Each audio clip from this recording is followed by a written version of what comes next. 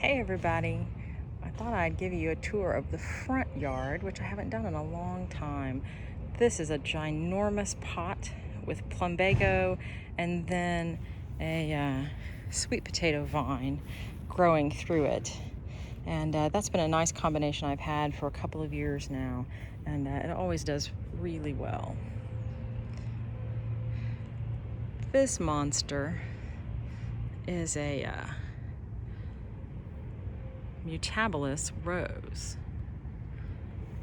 and it has flowers that change color over time, and growing amongst it are some volunteer tomatoes, which I think originally came up from homemade compost. This was obviously some part of my dinner at some point.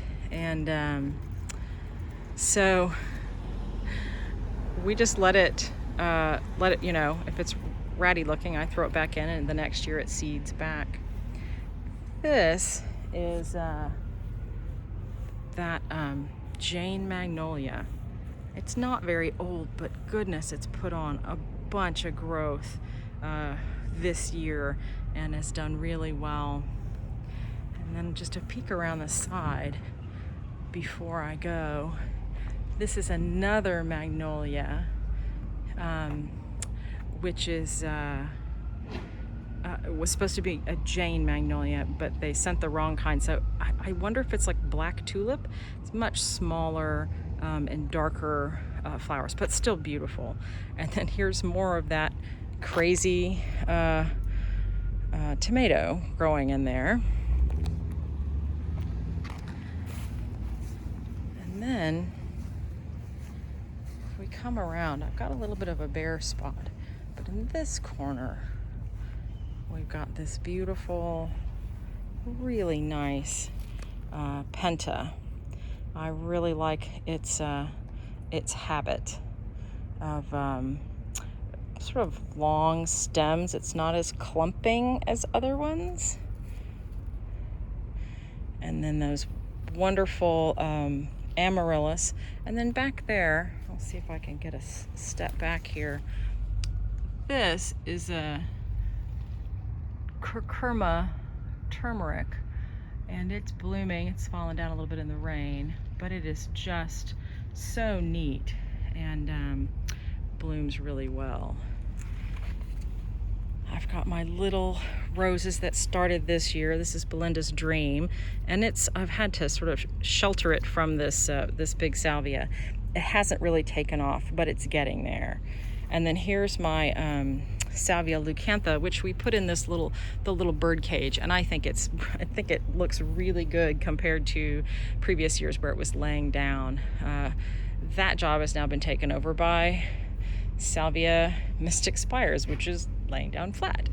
So I may be buying another one of those little bird cages next year. But it's just so beautiful, and it just blooms profusely, but it has all flopped over. I think it's really just trying to get into the sunshine.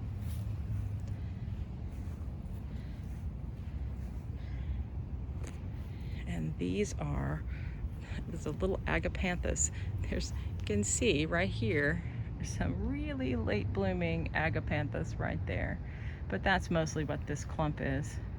And then it's got a salvia black and blue behind it in a pot.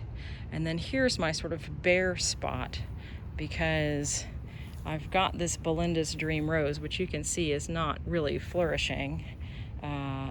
And it was sort of getting overtaken by this salvia. And so I just trimmed this back super, super hard this in the last week.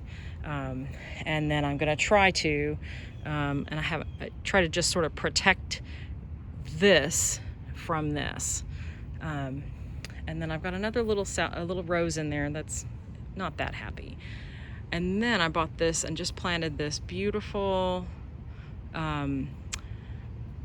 grass, and I can put the name of that grass in the description. And it turns out I actually had another grass that I've sort of been moving around without ever knowing quite where to put it. And this is it. And it bloomed, and I swear it's the same grass, which would be great. So I sort of wiggled things around a little bit and moved some things and made some room here so that this would be a nice backdrop to these powwow, raspberry powwow, I think, coneflowers, so that they'll have a nice backdrop and it'll hide, the side of the house. And then here is the, well, I've got my cute little zinnias in there. They're looking a little scruffy. And then I've got this wonderful Belinda's Dream Rose. And this one's been in the ground for a year or two, maybe 2 years. And so it's looking better. It's had a rough summer when it was so hot. But I love the combination of this rose and this salvia. And this is Mystic Spires. So I've got a little repetition with this great Penta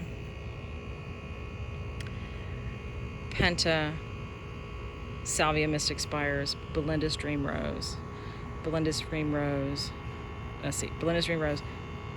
Salvia Mystic Spires, and then there's another Belinda's Dream on the end, on the other side of this, and then the pink again of the Penta. So I tried to have some rhythm in it.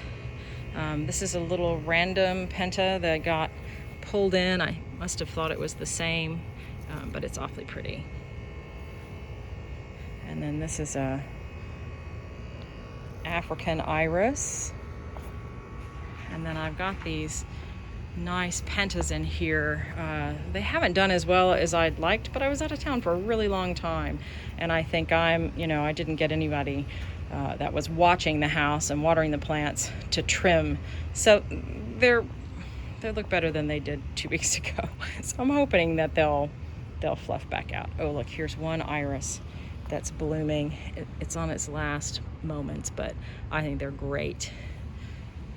And then I've got roses all along. I've got those, what are they called? Drift roses. None of them look terrific, but it seems to be the only thing that I can keep alive under this silver maple, which is just a wonderful tree, but its roots are terrible. I highly recommend that you don't plant one anywhere that you want an actual garden. I've got some blue plumbago, Cape plumbago, and then a little bit of white, which isn't as vigorous. And then I've got some crinums here, and then some Agapanthus, which is getting a little bit shaded out. I think I'm going to have to move that. And then this monster is a shrimp plant, which will bloom pretty soon, I think. And then on the back side of this monster is some pink fire spike, which again, that will bloom in the fall as well. Really pretty.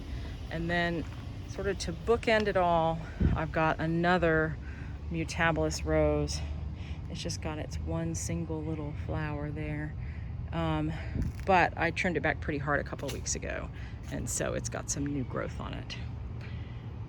Well, that's a little peek at the garden. Here's my project, hopefully for the fall. This is Peaches and Cream honeysuckle, and it has not galloped up the fence. It looks the same as it did 2 months after we planted it. So we're hoping that will flesh out this fall. Oh, I want to leave you with the driveway, so I'll end on this pretty, peek at the whole backyard, and then I'll end on some of these pretty little pots that we've got going here, and this wonderful calancho, which in the spring will be out of this world. You all have a great day. Thanks for taking a look with me at the garden. Take care. Bye-bye.